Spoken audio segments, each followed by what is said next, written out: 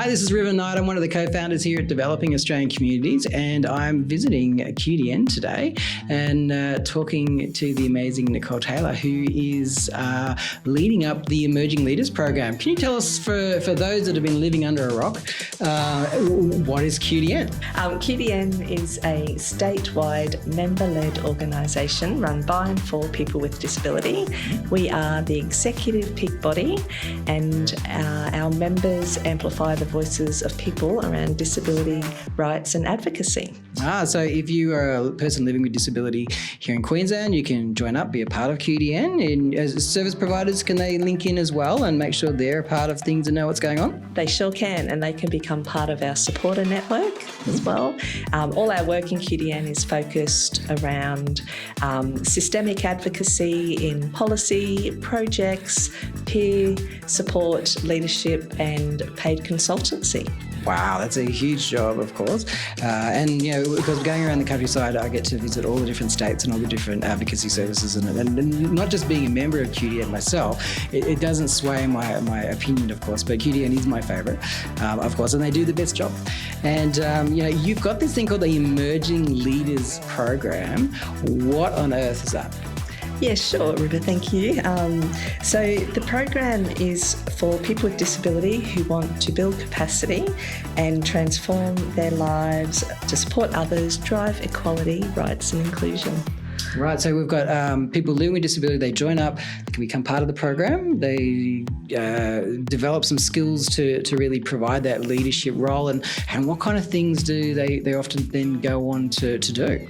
Yes, so we've had people that have gone on to do things that they may have perceived they couldn't achieve in their lives, so it's really breaking through their perceptions and that of others, and some people may have gotten into employment of their wanting or gone on to do great things, become politicians, start their own businesses.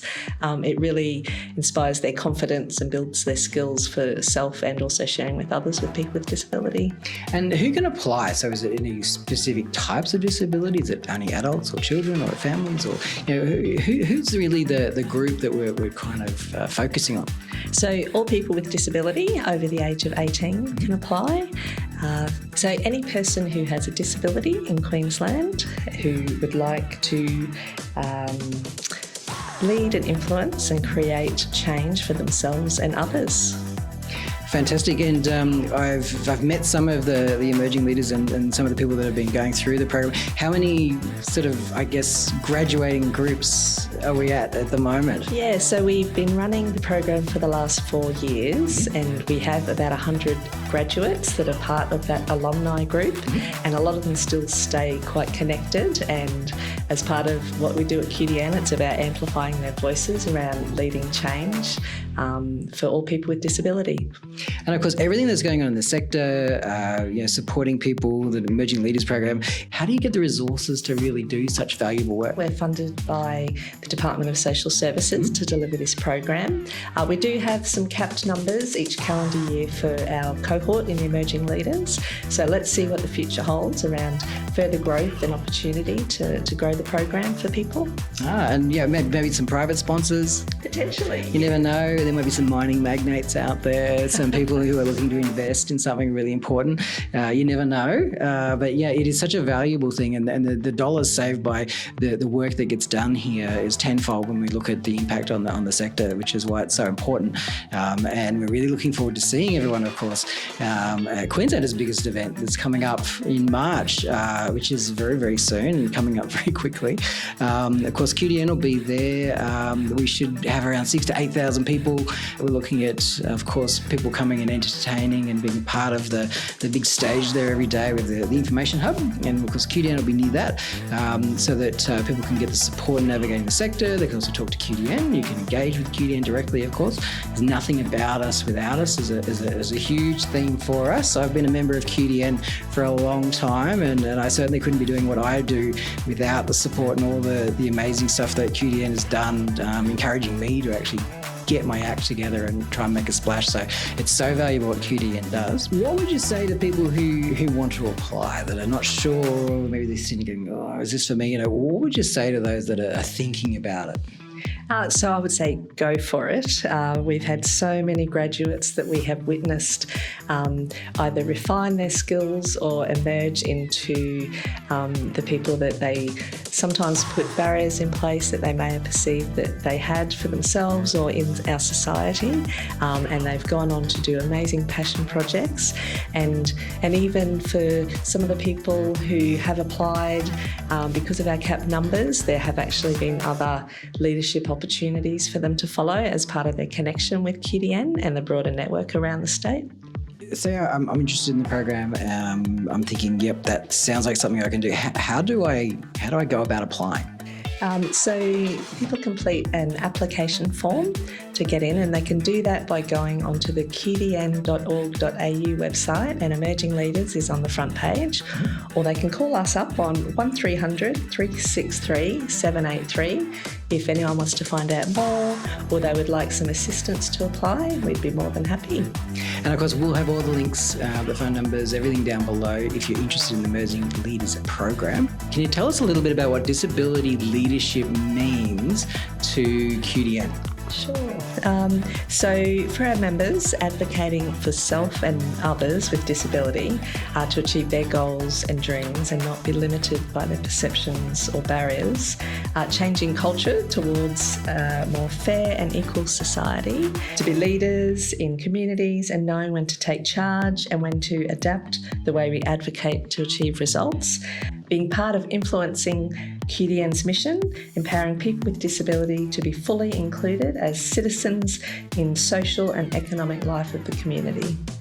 That's amazing. And I know for myself, being part of QDN and just, getting the confidence to get in amongst things has been huge. About 4 years ago, I had this idea of going, well, let's do these huge community events. I got sick of the little expos in the hall where you kind of go in and get a pamphlet and you want to run away. I wanted to do these big events where everyone comes, the kids just run riot all day. We have performances, we have information for people, we have supports there. So we created this thing, the Disability Connection Expo, and it's just gone huge, and it's just got bigger and bigger, and it's like the biggest event now every year. I, as a person living with disability myself, I talk to all the different agencies, people with disability, advocacy services. We try to get it right, but we really are at that level of saying, well, what do people want? What do people want? Just to put you on the spot a little bit, what do you reckon is something that's really important for us if we're running big events?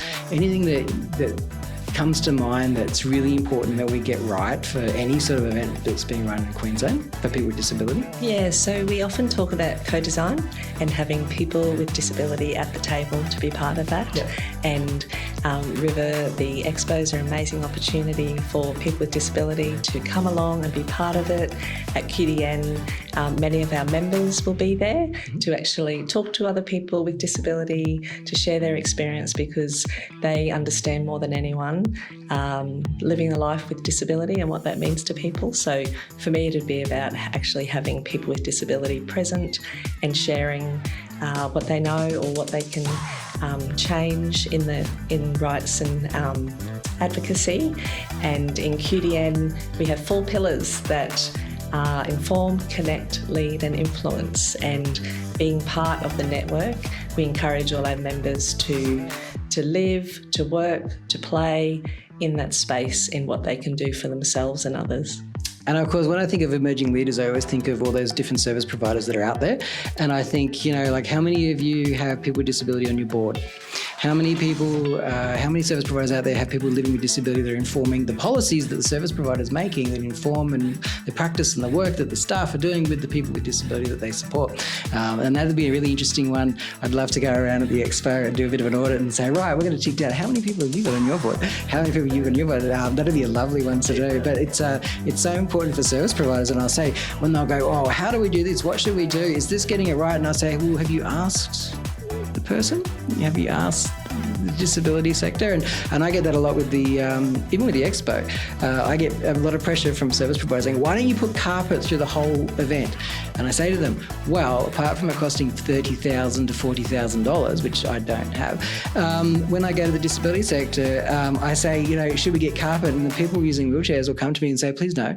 The concrete is so much easier on our arms pushing those wheelchairs. And I did the CEO challenge where I spent the day in the wheelchair at the expo, and I was just rolling around going, I need to find more concrete. The carpet is painful to push on. And so we don't have the carpet in the aisles for a very good reason. And we get pushback sometimes with providers going, yeah, but it looks so pretty. And I think, well, there's a good example of where we're kind of going wrong if that's our motivation. And I think a provider is able to come to QDN and talk about what they're doing. Are there ways for providers to kind of get some guidance and co-design? For sure. And one of the parts that we have in QDN is called QD Engage, where we have paid consultants who are all our members, all people with disability, and they can come and provide training or general advice or direction in the way service providers operate and provide services to their clients. Well, that'd be another amazing topic for us to talk to. I went to an SDA provider. A friend of mine runs a big program all over Australia doing SDA housing, and we put their builders in wheelchairs and got them to go through their fully accessible housing. It was wonderful watching them try to make a coffee in a kitchen that wasn't designed well, and try to put up the washing on washing lines where we couldn't reach them in wheelchairs. And it was wonderful. We then did a fire evacuation, and we all headed out in our wheelchairs, and we discovered the footpaths in the fully accessible house designed for people with high medical support needs with very large wheelchairs had gravel down the side of the house instead of concrete. So we all burnt to death in our imaginary fire design. The staff were fine. We said, save yourselves. But all of us in wheelchairs got stuck. Just having that consultation and that co-design is so important, because it's not often rocket science. It's just you don't know what you don't know until you have that lived experience. You can save money. You can do things smart rather than hard, and all service providers are going to get a lot from that. So I think our emerging leaders may even end up moving into roles like that, because I tell you what, having that lived experience is going to be so valuable. That's so true. And often it's that people just, like you say, they don't know what they don't know, and everyone. It's our human nature to do the right thing by all people in our society, and it's about how we can educate, teach and inspire them to do the things that are accessible and inclusive of everyone. Well, thank you so much for your time. We've got the biggest event for disability sector and NDIS space here in Queensland coming up very, very soon. You can pop on the website, you can find people like QDN and find their booths. We'll have a map there, we'll have huge maps, we'll have staff at the front door to help if you need it. We'll try to have some Auslan interpreters there just in case they're, like a lot of us, it's really hard to get interpreters and they get sick and don't turn up sometimes. So we'll have a couple of spares there in case anyone's person doesn't turn up. We'll have staff there all day, myself, of course. And as we're getting ready, I think we've got a couple of booths left. We kind of sell out really fast to try and pay for the event, which we don't get any grants for at the moment. We just do it ourselves, which sometimes is a nice way to just get things rolling. And of course, we're going to have 2 massive days, and hopefully we can talk to QDN and some of the service providers leading up to it over the next few weeks. It's going to be really fun. We'll just see if we can get as many people together as we work on all of the changes that need to happen in our disability and NDIS space to get things right here in Queensland. Lovely. Thank you so much, River. And we're really excited to be part of the event with you. And we hope to see everybody there. Come to QDN stall and say g'day. Yep, and nothing about us without us. So if you're wanting to find out what's going on, make sure you're joining up with QDN, following what they're doing and connecting here in Queensland as the peak body. Thanks so much for having me. Thank you, River. Thanks for coming.